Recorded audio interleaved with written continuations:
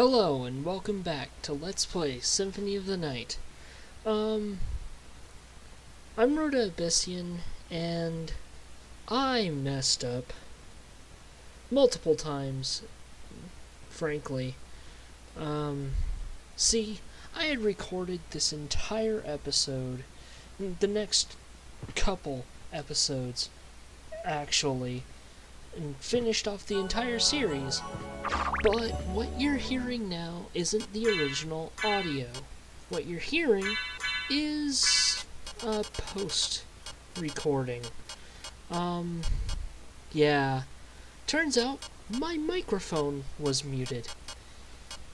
And I didn't find out until I tried to edit this episode. And I recorded all 3 episodes in a row.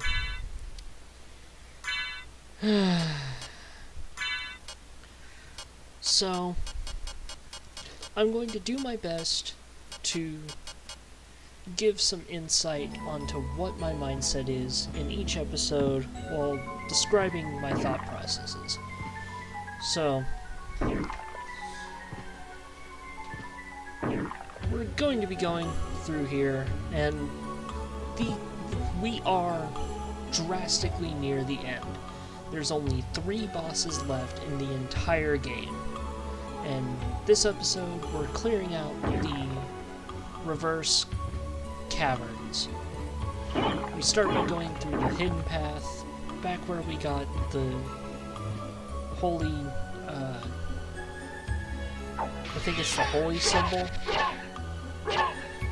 And I'm using Terminus Est to stop using Crucigram and start using something that's more reasonable for what we're fighting. Cave trolls we encounter for the first time, and they're significantly stronger, or at least harder to deal with than in later iterations of the character. They're generally not too difficult to deal with. But here, while they're not very strong, that aura radius of effect that they have is somewhat substantial. And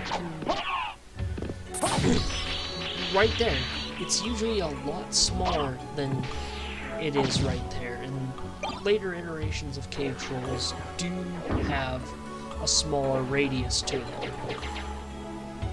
Here I'm traversing the sealing water, which I never brought up in the original recording. It's really interesting that they completely reversed it, and that meant putting the water on the ceiling instead of dropping the water down to the ceiling floor. So, it's kind of a neat effect, but it makes traversing areas with a lot of water a little bit harder. Plus, for some reason, getting all the way up to the ceiling in these areas, for some instances, is surprisingly difficult to do. In fact, there's areas of the map in here that are not completed by the end of the series. I just couldn't be bothered. Here,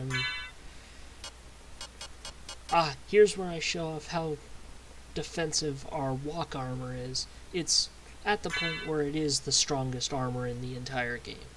There's nothing we will be getting, or can get, that is stronger than it. And it's only going to get more strong and ridiculous from here. Here we get Force of Echo. And Force of Echo, which I'll show off here, if I can actually do things, reads attack with radar waves. This makes your echo in the form of bat actually do damage, which it didn't before, and it gives you a new attack. Here I'm trying to pull off Wing Smash just because I can, and I forget that it immediately takes you out of the form of bat once you use it. Now, it doesn't do much damage, but something is better than nothing, and the range on it is pretty good for as fast as you can whip it out. It has some weirdness to it, like what just happened there. I hit the cave troll with the echo, but because the echo was already in effect before the cave troll even existed on screen, it didn't do damage. It's weird like that. It's oddly selective when things like that come into play. Here I'm just backtracking through, killing cave trolls. I get the neutron bomb, which is a throwing weapon, which I'm going to be showing off the throwing weapons in a bonus video if people want to see it. I don't do it for the rest of the series. If you want to see it in a bonus video, let me know, in which case I will show off literally all of them, plus some extras. But for now, the project is finished, and we'll be getting to those episodes shortly after this one. Having a lot of problems with this blue Venus weed. She's doing some hefty damage onto me, surprisingly. But we gobble through. This is me desperately trying to fill in those sections of the map because I'm a dingus. Even though in the video I said that I wouldn't be putting you guys through that, but I'm obsessive in nature at the smallest things like that.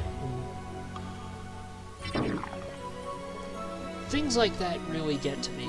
Like, I'm not typically OCD, but I obsess about the order of things when there is an order that is clearly defined. Like, say, a bookshelf. If all of the books are arranged in a certain way, you know, spine out, and the lettering facing, or lettering tilted so you tilt your head left and you can read it, you know, standard facing. If all of them are arranged like that, and there's one or two books that are either flipped the opposite way, where the lettering is on the right-hand side, or a book is faced completely backwards where the pages are out, it just bugs the heck out of me. Here I flip to the Holy Sword because I think it'll do more overall damage, and we'll see if I was right about that soon enough. But yeah, little things like that just completely get to me. I think I would have the same kind of effect if you were reading YouTube comments and everybody had standard left-aligned font, or left-aligned format, but one person having right-aligned lettering. Here's something I didn't mention in the original. They are so committed to reversing everything that the killer fishes themselves are upside down. That's funny to me. But, yeah, that would also get me. Here we get another heart max up, always nice. We actually end up with a decent amount of hearts by the end of the series, and I think it's the most hearts I've ever had. I might be wrong about that, but I seem to remember having way more hearts than usual going into the final boss. I don't know what happened there. My skull shield should have blocked that rose.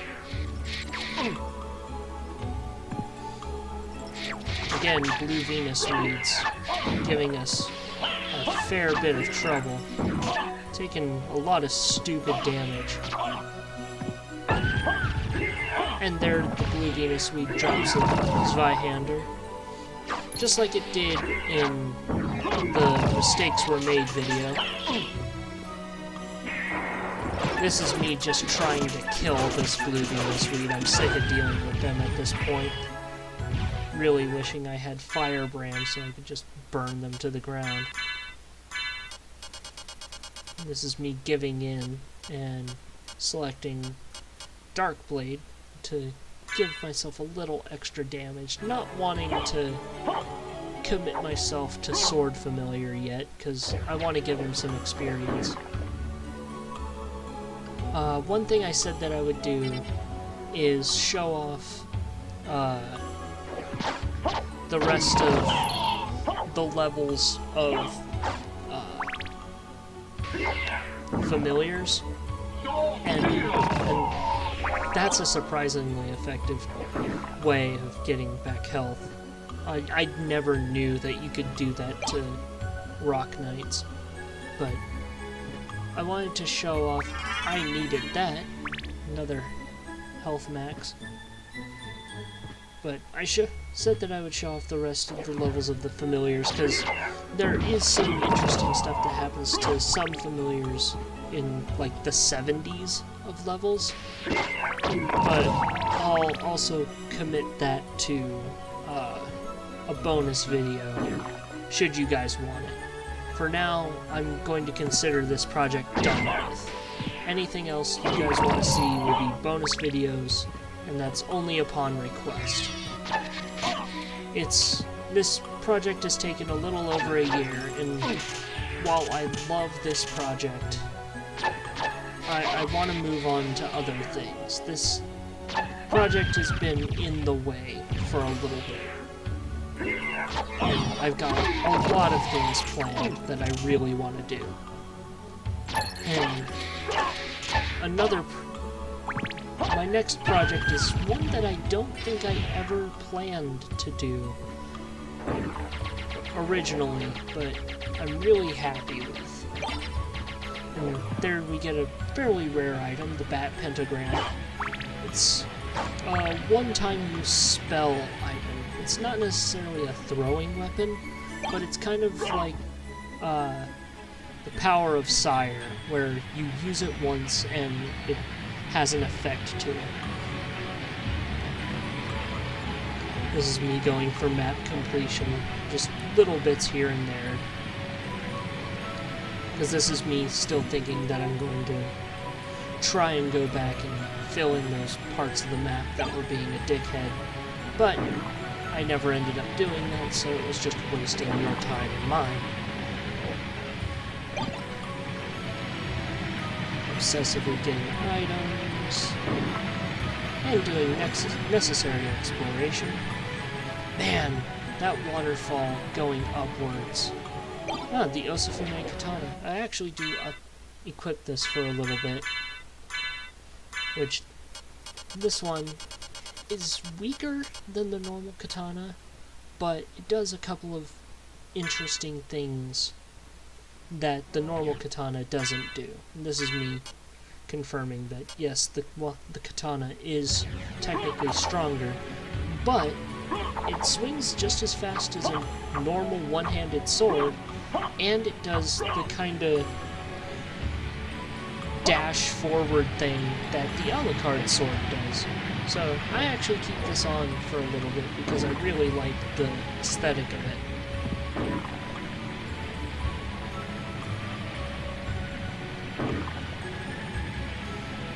Man, that slowdown. We'll be going back there in a little bit, just by nature of the area. Jack-o'-bones. That's one enemy that I'm glad to leave behind after this, is Jack-o'-bones. I really hate that enemy for reasons I can't adequately explain. Just so much marble gallery really made me hate that enemy.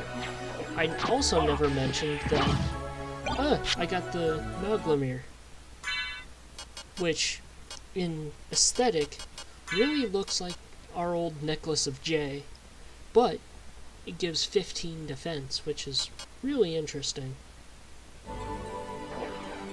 really useful for later bosses, and I think I actually do bust it out a couple of times. One thing I never mentioned going through here is because everything is upside down, the water on the ceiling isn't frozen over. It's just water. It's a really interesting thing. And there's me showing off how much damage that phase strike does. Instead of the normal katana, where that move actually is A, stationary, and B, does less damage. That was what got me, was it doing less damage to that one fire demon. I couldn't believe that. More map completion, looking for collectibles. And we're going back in the direction... Oh! Here we get the Alucard Shield, our old shield from the beginning of the game. And I immediately put this on, because why not? We've been searching for that this entire time. There it is, right below the Alucard Shield. And with that in our grasp, we have got almost everything. Just 2 things left. And here's where I think I make the plunge, and yep, here's where I put on the sword familiar. And I let him leave and put on the demon card, if I will settle on it. Come on, there you go. I'm ready to serve, Master. I always like hearing them do those voice clips. It makes it a little more real. I don't remember that killer fish being in there. Maybe I just have a bad memory, but I don't think he was there before. Cool 2,000 gold money dollars. I always liked the idea of using the sword familiar as an actual sword. I really wish that idea would come back in a later Castlevania, or I wished that idea would come back in a later Castlevania, but it never really did. I guess this is a good time to talk about things that I never talked about in the original recording, and on hindsight are things that I said I would talk about. One of them being the familiars in this game. In Japan, specifically on the Saturn version of the game, at least I think they were exclusive to the Saturn version. They may have been on the PS1 version as well in Japan. There were 2 extra familiars. One is the fairy familiar, which that one is F-A-I-R-Y, where the standard fairy is F-A-E-R-I-E, fairy. But the fairy familiar, spelled F-A-I, did something unique in that version of the game. I've had a few people ask about my intro song that I use with the title card. That is a song called Nocturne. At least that's the original, opening part of the song Nocturne. And that is a song that's only present in 2 versions of the game. Both the American version, or both the Japanese Saturn version, which is sung by the fairy familiar when you sit still for long enough, and you do have to be sitting, so there are very few places in the game where you can actually hear it. or you can hear it in the Dracula X Chronicles collection on the PSP, because they actually did translate that song. And there's me using the shield rod with the Alucard Shield, which I never knew how broken that is originally. I had thought that that gave you resistance to all elements. Hoo boy was I wrong. What that actually does is give you the effects of every single shield all at once. Which means that we're about to shame a lot of people accidentally first try. Like, look what happens to poor Gaibin here, which that shows off a little bit. Things blocked or touched by the shield give you soul steal life back. And touching enemies with the shield, we'll find, does a crap load of damage to them. 255 damage, to be exact.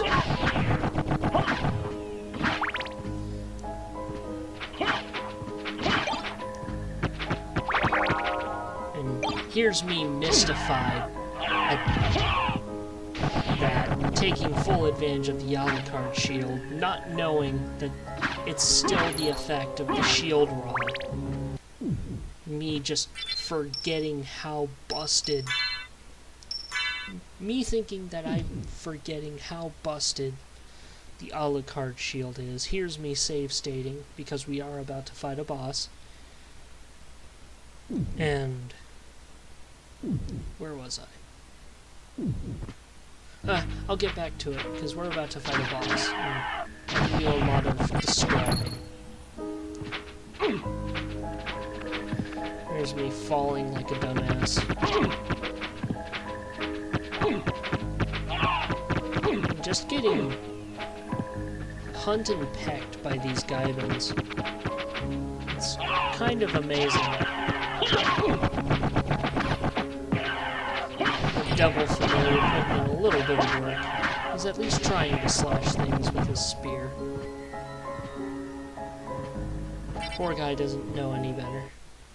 I never check what level he ends up at, which is suddenly surprising to me. Here's also me taking off the sword familiar, because I feel that he's overpowered for this fight, and I really wanted to give the boss the chance to show what he could really do. So I go in as close to Alucard as I can, and we meet Slogman. Now, anybody who knows the Castlevania franchise knows where these two generally occur near. And it's death. So, you've made it this far.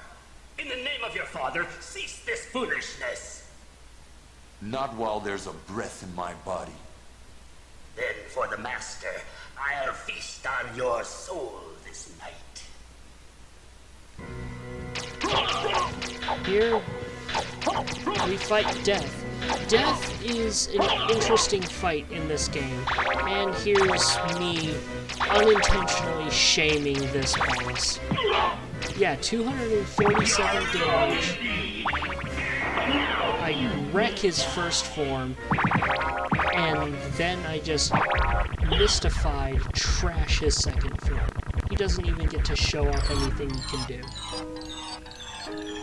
So, I bewilderedly reload that save state and strive to fight him fairly, 'cause that was anything but. And here's me intending to just change shields in general. I changed to the Skull Shield.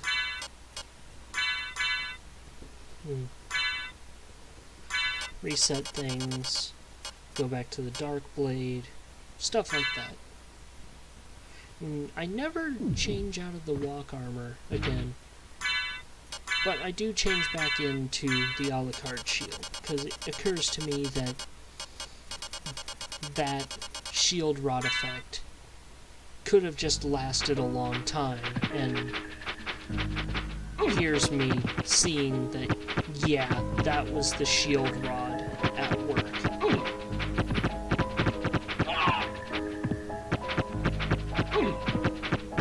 Because I'm not gaining HP anymore, I'm not hurting anything, and so I'm glad at that. So I can't break death in half.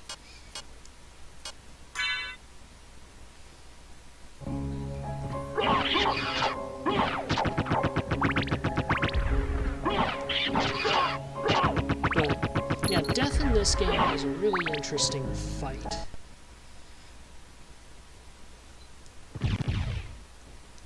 So, you've made it this far. In the name of your father, cease this foolishness. Not while there's a breath in my body. Then for the master, I'll feast on your soul this night. Also, it kind of bugs me a little bit, but I can understand why, and here's me confirming that you actually have to strike the sides to get rid of them. You cannot block them. That was only a byproduct of the god shield power. In fact, you cannot block any of his projectiles, which is really interesting. And I just stopped trying at that point.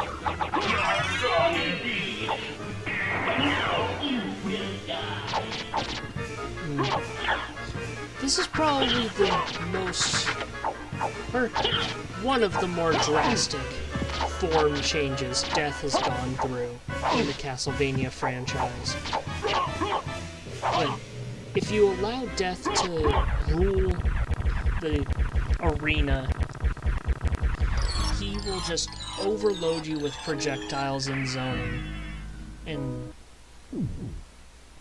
teach you what you really need to do, which is just stay on him and never let up. Relentless offense is the name of the game. That's me seeing that the shield is still on. I want to shame him, but not that bad, so I change shields.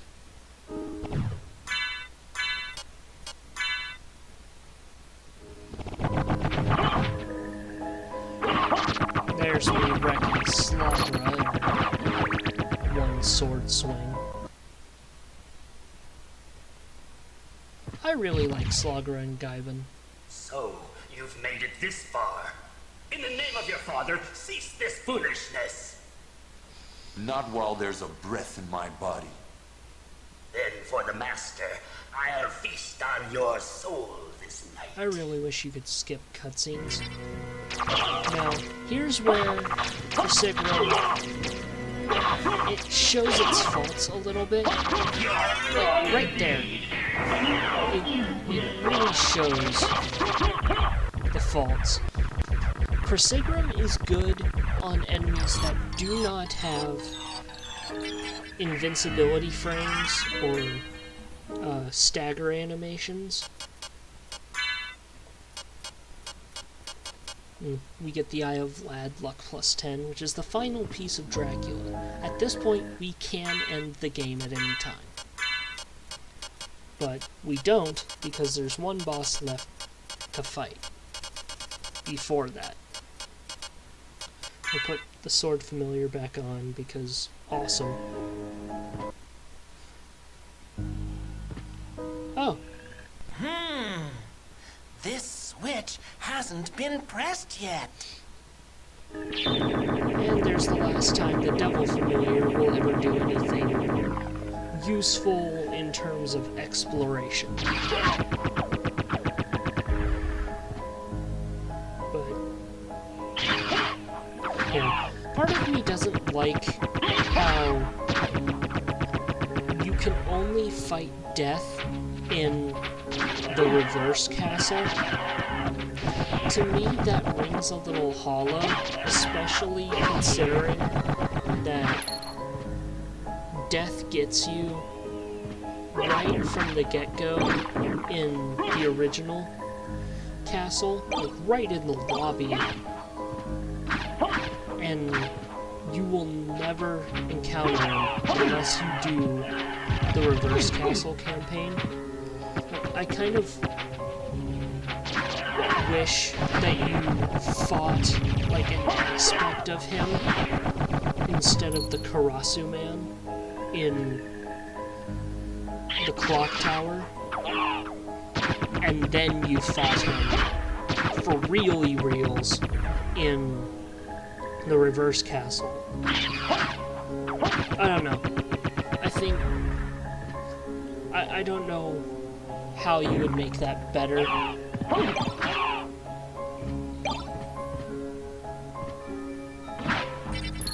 But I do like that we got some more lines out of Robbie Belgrade right near the end of the game. That's a thing that really bugs me, too, about the Reverse Castle. That once you enter the Reverse Castle, commentary just stops from him until the very end. This is me exploring, looking for a place to stop, and I get the Alucard sword right here. So we have pretty much finished off Alucard, and he's done.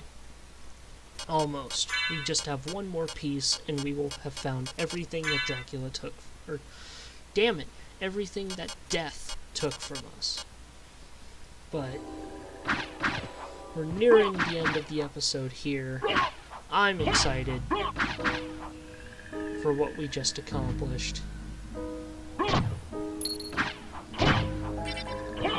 Expect the next 2 episodes to have commentary like this. I'll finish some of my thoughts from this episode in the next one. But yeah, right here we find this reverse snake portal, and I unlock it while I close things out. I'm sorry things turned out like this. I really would have liked to have my live commentary, lacking though it was, to have survived, but unfortunately there's no way for me to re-record those, as, again, I screwed things up, and the way I record these, it unfortunately leaves that to be desired, so I'll test things out.